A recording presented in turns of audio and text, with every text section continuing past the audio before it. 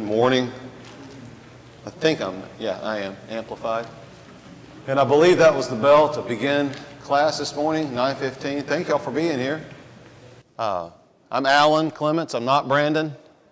Brandon's a much more capable teacher than I am, but I was honored that he asked me to fill in for him on this one Sunday. This material that I'm going to share with you this morning has been taught here at Eastern Meadows before, but it's been 2 or 3 years ago. And it was on a Wednesday night, and I have it on good authority that some of y'all's memories aren't that great.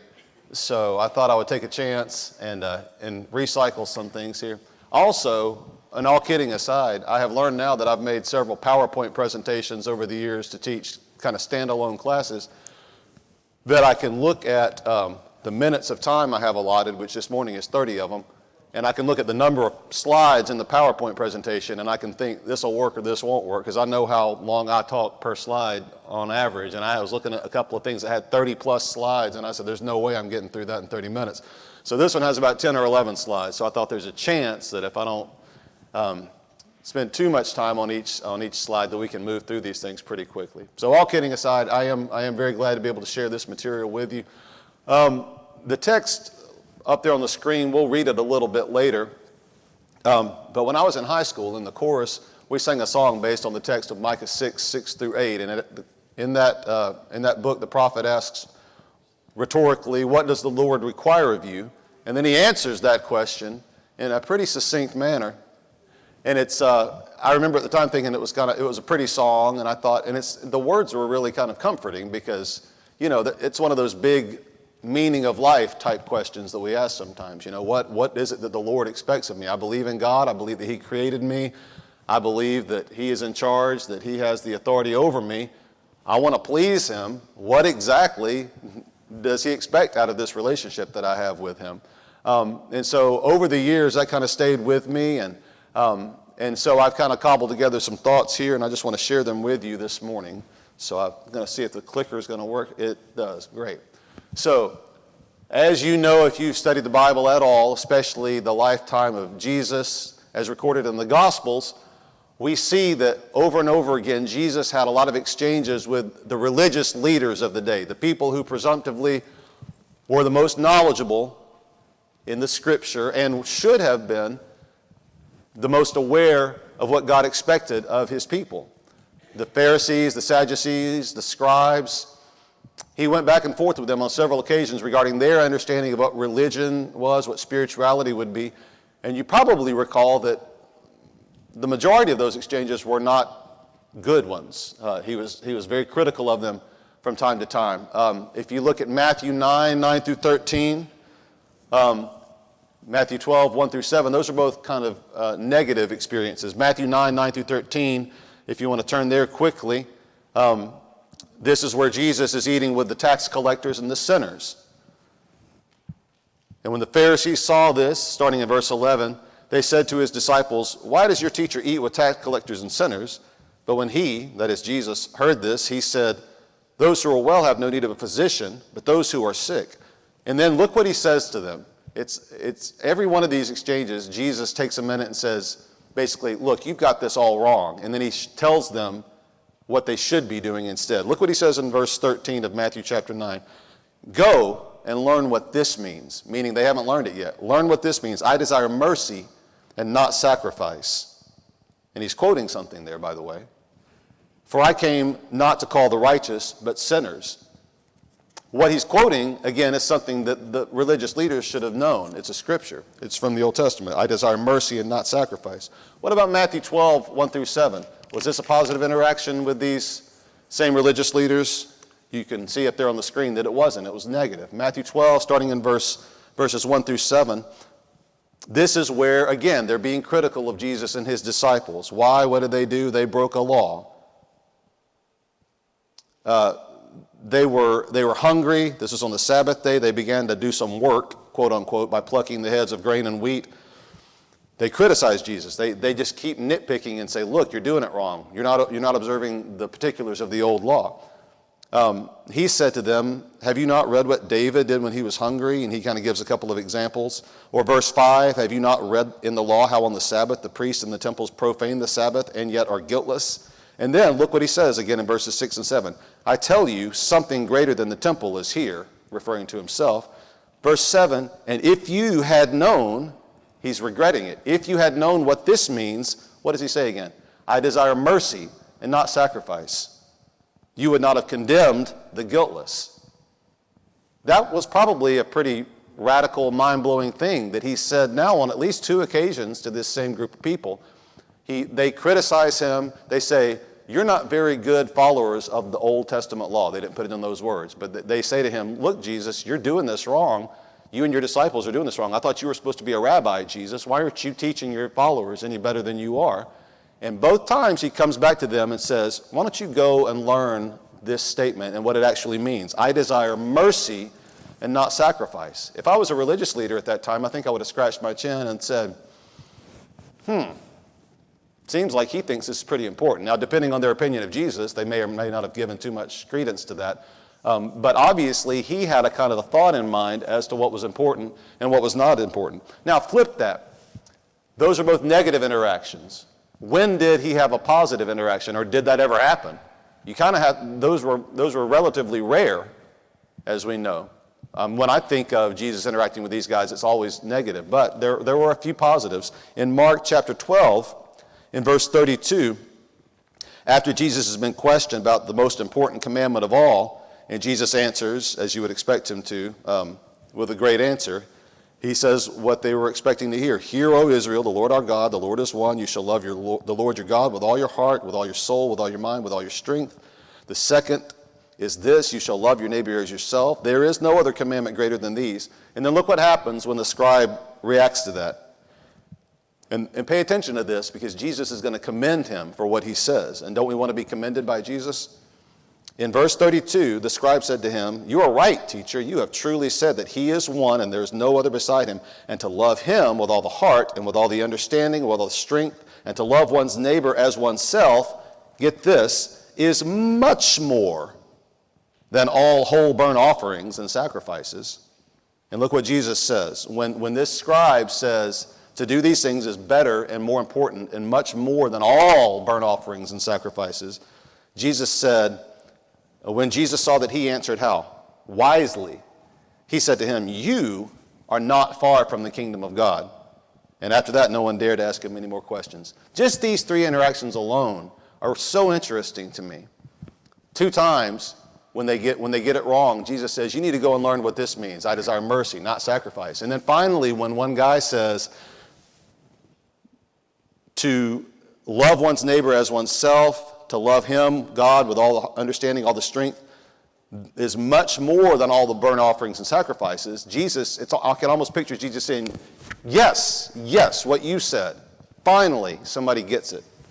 I don't know exactly how Jesus said it, but my mind kind of imagines sometimes. Why is that important to us? Well, in some ways it's not. We're not under the Old Testament law. We're not tempted to get caught up maybe in the minutia of, am I offering the right, goat or lamb or heifer, and did I drain the blood just right on this day? That's not an issue for us, thankfully, because that had to be some stinky, nasty worship, if you've ever thought about it before. I don't know if many of us can handle that. But the thing that I want us to take away is, why did he expect so much more of them? And let me get on past this. Why did Jesus expect more of the religious leaders of the day? Well, they were the religious leaders. What is it to be a scribe? It's to be someone who's learned it in the law, who has studied it, who has internalized it, who has really made it a part of their life.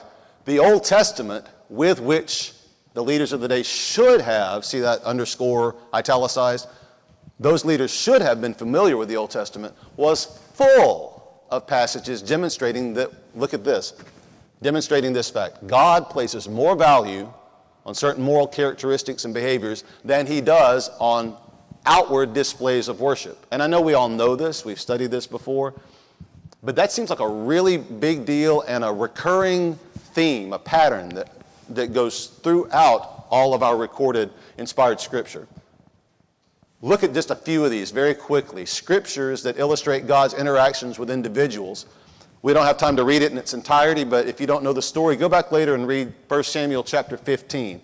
As a reminder, Saul messed up. Big surprise there. Saul, the first king, right, of Israel. He messed up. He had been instructed to utterly destroy the Amalekites. It's a hard thing to read when you read about it. Utterly destroy everything. Well, what about the little baby sheep? Yep, kill them. What about the children? Yep, kill them. And it's hard for us through our modern eyes to understand that, but that was the instruction. And the thing is, when Saul disobeyed God, he didn't even do what we might have done. It wasn't that he spared the children. He spared the king of the Amalekites, and he spared the best of the livestock. So it wasn't that Saul was such a merciful, kind person. He just made a unilateral decision that he was going to ignore what God said, and he didn't do it. Samuel arrives on the scene. Samuel says, hey, Saul, you didn't do what you were supposed to. Oh, yeah, I did. Well, then how come I hear these cows making noises and these sheep making noises? They wouldn't be making noises if they were dead, which is what you were supposed to do. So this is 1 Samuel chapter 15. Skip down to verse 19. Samuel says to Saul, why then did you not obey the voice of the Lord? Why did you pounce on the spoil and do what was evil in the sight of the Lord? And Saul throws his people under the bus, to use the modern terminology. He says, well, I have obeyed the voice of the Lord. I've gone on the mission on which the Lord sent me. I brought Agag, the king of Amalek, and devoted the Amalekites to destruction. Well, first of all, you haven't done it yet because he brought Agag. Agag should have been dead by this point. But the people took of the spoil sheep and oxen. Well, who's in charge of the people? Well, that would be you, Saul. But the people took them, just the best things. But you know what we're going to do with them, Samuel? We're not taking them for ourselves. We're going to sacrifice them to God. That'll make God happy, right? Even though God said, don't sacrifice them to me, God explicitly said, do not sacrifice them to me. Destroy them. Samuel said, well, I think I know a little bit better than God. Not his words, but, actions speak louder than words. So look at this. The people took of the spoiled sheep and oxen, the best things, devoted to destruction, to sacrifice to the Lord your God in Gilgal, as if that made it okay. And Samuel said, and here's what you need to understand here, has the Lord his great delight in burnt offerings and sacrifices, as in obeying the voice of the Lord? It's a rhetorical question. Obviously not. Behold, to obey is better than sacrifice, and to listen better than the fat of rams. Yes, Papo, go ahead. Say it again. Partial obedience is not obedience. Partial obedience is not obedience. Well said. Did the religious leaders of Jesus' day have access to the story of Saul and the Amalekites? You better believe they did. All right? They should have understood that. That's a really powerful story if you go back and read that whole chapter. What about the Psalms written by David? Look at Psalm 40, 6 through 8. Psalm chapter 40, verses 6 through 8 says, in sacrifice and offering you have not delighted, but you have given me an open ear. Burnt offering and sin offering you have not required. Wait a second, David. He has required that. He explicitly required that. Why is David saying you didn't require burnt offering and sin offering? And then verse 7, then I said, behold, I have come. In the scroll of the book it is written on me. I delight to do your will, O God. Your law is in my heart. It's internalized. It affects my behavior. Go ahead, Carl. Look at Proverbs 15 and 8, it kind of falls in with all this. It says that the sacrifice of the wicked is an abomination unto God. Yeah. Because, see, all of this is out of wickedness. Yeah. Is that what Saul is doing anyway? That's right. Is that Proverbs 15, 8? Proverbs 15. I'm going to add that to my list here. Thank you, Carl. Look at Psalm 15. Psalm 51, verses 15 through 17. Another song by David here. This in the aftermath of everything that happened with Bathsheba. Uriah the Hittite, well-known story. This is David now realizing what he's done. He's repenting. He's coming back. He's trying to make it okay. What does he say to God in verses 15 through 17? O Lord, open my lips, and my mouth will declare your praise. For you will not delight in sacrifice, or I would give it. Again, that seems like a confusing statement. I thought God wanted sacrifice. You will not delight in sacrifice, or I would give it. You will not be pleased with a burnt offering. The sacrifices of God, what does it say? The sacrifices of God are cows and goats and lambs. No, that's not what it says in verse 17. The sacrifices of God are a broken spirit. A what?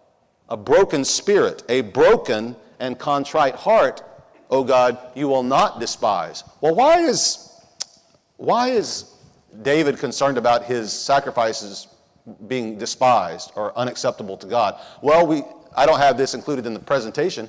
What about Cain and Abel? Why did Cain kill Abel? He was jealous because Abel offered a what?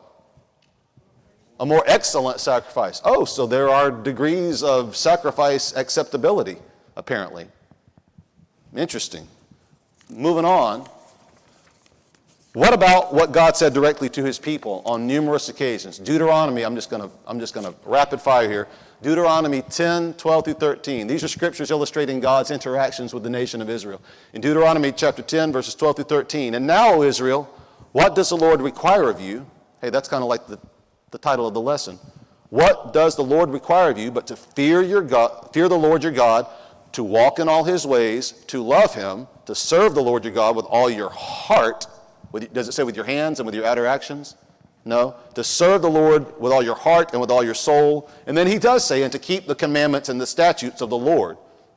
Now don't miss that in verse 13. He does say, keep the commandments and the statutes of the Lord. It's not to say you don't have to do what God says, but you don't just do it mechanically.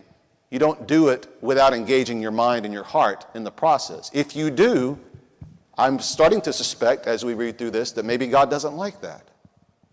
Maybe, possibly. Let's keep reading. What about Jeremiah 7, 22 and 23? Look at this. This kind of gives me chills when I read it. This is the prophet Jeremiah, chapter 7, verse 22. For in the day that I brought them out of the land of Egypt, that was a big dramatic moment. In that day, I did not speak to your fathers or command them concerning burnt offerings and sacrifices. We know that came later. That came, certainly. But that wasn't the first thing that he talked to them about. What did he talk about to them first and foremost? Right when he brought them out of Egypt, out of Egyptian captivity, look at verse 23.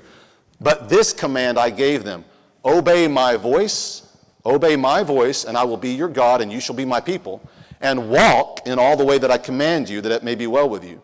So step one wasn't, here's how you prepare and sacrifice the bull and the heifer and the goat and the lamb and all that. That came later. It was important. God expected it of them. But the first things he said to them were, obey my voice. Walk in the way that I command you. Just this general overarching thing. And again, I don't mean to oversimplify this. There were rules that were expected to be followed. We see what happened to Nadab and Abihu. I mean, clearly, God wanted things done in a certain way. I'm not trying to minimize that one bit. When they offered strange fire, he said, that's the wrong kind of fire, you're dead. Well, okay. So I'm not saying it's an either-or thing. Don't get me wrong. But I'm saying the primacy of the obedience is what we need to look at here. What's first and foremost is the attitude, the heart, the mentality that goes into the inspiration for the action, right? I'm doing these things, God, because I love you, because I recognize you as sovereign, because I want to please you. So I'm going to listen to you and do what you have to say. I'm not just a robot, and I come in here to the temple every month and I do A, B, C, D just without considering why I'm doing it, which is what I think a lot of them were doing in these examples, and certainly what Jesus' contemporaries were doing. Go on. This is the next two are the scary. In fact, I've got in my outline, beside the Isaiah passage and the Amos passage, guess what word I have written? Scary. Amos and the Isaiah passage. Isaiah chapter 1, verses 10 through 17. Hear the word of the Lord. The point I'm trying to make here is, let me ask it this way. I think I've already kind of answered the question. Does God always accept our worship? Is it possible for God to reject our worship? Think about those questions. It's not a fun thing to consider, but look at Isaiah chapter 1, verses 10 through 17. Now, this is dealing specifically with those in the Old Testament. Here's what he says. Hear the word of the Lord, you rulers of Sodom. Is he literally talking to the rulers of Sodom at this point, or is he insulting them? I think he's insulting the Israelites.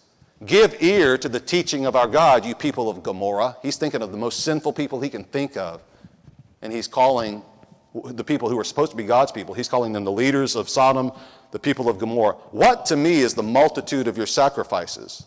Oh, you offer a lot of sacrifices, the multitude of your sacrifices. Man, their quantity was great. They were sacrificing left and right. What about the quality? Keep going. What to me is the multitude of your sacrifices, says the Lord. I have had enough of burnt offerings of rams, and the fat of well-fed beasts. I do not delight in the blood of bulls, or of lambs, or of goats. Well, wait a second. Again, it's confusing. If you just on first read, God's the one who put this in place. And now he's saying, I don't want it. Well, which is it, God? Keep going and you'll understand. Verse 12, when you come to appear before me, who has required of you this trampling in my courts? Well, I thought you did, God. Bring no more, what kind of offerings? Verse 13. Bring no more vain offerings, meaning empty. Incense is an abomination to me. To go back to what Carl was saying, incense is an abomination to me. New moon and Sabbath and the calling of convocations, I cannot endure iniquity and solemn assembly. Look at those. Look at that juxtaposition, to use an overused word. I cannot endure iniquity and solemn assembly. In other words, we're getting together to worship God. It's very solemn. We've come together. But at the same time, there's all kinds of iniquity involved. Your new moons and your appointed feasts, my soul hates. This is God talking. My soul hates them. They have become a burden to me. I am weary of bearing them. Again, to put it in the modern vernacular, God's looking at these people and he's saying, y'all are wearing me out.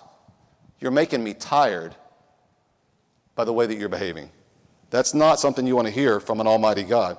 When you spread out your hands, in other words, in a worshipful posture, what will I do? I will hide my eyes from you. Even though you make many prayers, I just got to chill. Even though you make many prayers, I will not listen. Think about that for a second.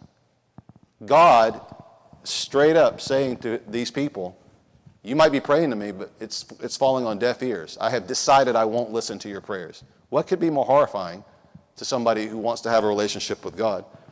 Why, though? Why is the question. Is God just arbitrarily, again, to put it in modern terminology, is he just being a jerk for no reason? No, of course not. Of course not. He's a loving, merciful God. Here's why he won't listen. I've got this underlined. To the end of verse 15, your hands are full of blood. And then he gives them the fix. He gives them the answer to these problems. Wash yourselves, make yourselves clean, remove the evil of your deeds from before my eyes. Cease to do evil, learn to do good. Here's the checklist. Cease to do evil, learn to do good. Here's what he wants. Seek justice, correct oppression, bring justice to the fatherless, and plead the widow's cause. Widows and orphans. Does that come up again in the New Testament at some point? Widows and orphans and taking care of them? Here's the other scary one, Amos 5, 21 through 24. This one's even a little bit scary to me because unlike the Isaiah passage, I don't think he goes at the end of it, he doesn't say, here's how you fix it. He just kind of says, here's how it is. But quickly, this Amos passage. I despise your feasts. I take no delight in your solemn assemblies.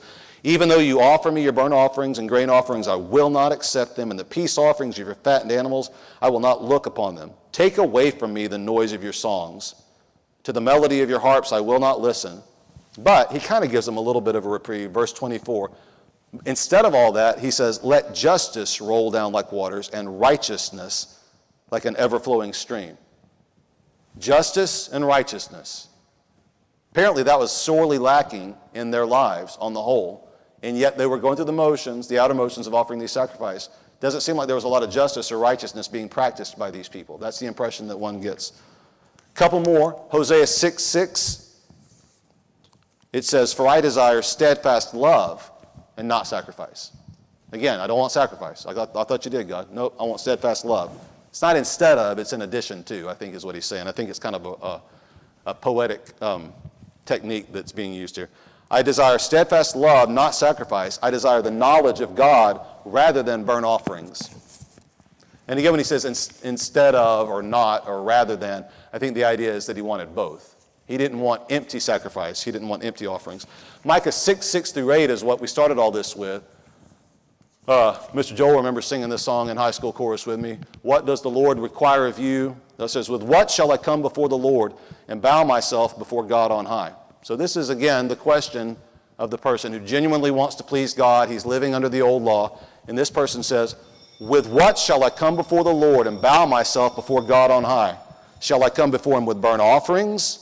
With calves a year old? Will the Lord be pleased with thousands of rams? With 10,000s of rivers of oil? Shall I give my firstborn for my transgression, the fruit of my body for the sin of my soul? That's an extreme question.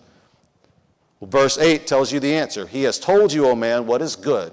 And what does the Lord require of you? Here's your answer, those of you keeping score. What does the Lord require of you but to do justice, to love kindness, and to walk humbly with your God? Well, it can't be that simple. Well, that's the foundation of it. That's certainly the foundation of it. All right, so I'm going to try to summarize very quickly. I got 4.5 minutes. From these scriptures that we just read, we can see that God expects his followers to behave in a certain way. He wants us to be just. He wants us to value justice. He wants us to be humble. Are you thinking about yourself right now? I am. Do I try to be fair? Do I try to be just? Am I always humble? Uh-oh. Am I obedient to God specifically? Am I loving? Again, uh-oh. Am I merciful? I do better with some of these than others, and I know some of you probably can think about which ones you do well with, and some of them maybe you struggle with just a little bit. We're human. God doesn't expect perfection really in any of these categories. He expects us to take stock of ourselves, to look at the things we already do well, and to be as brutally honest with ourselves as we need to be, and to work in the areas which need work. I think we understand that. Very quickly, I'm going to try to kind of bring it forward. Everything we've talked about up until this point has concerned the old law. It's started out with people who were contemporaries of Jesus, and then we looked back on people that preceded Jesus, and we saw this pattern of God's expectations. And hopefully that all made sense. Well, how does that apply to me? I don't live under the old law, neither do you. What happened when Jesus came?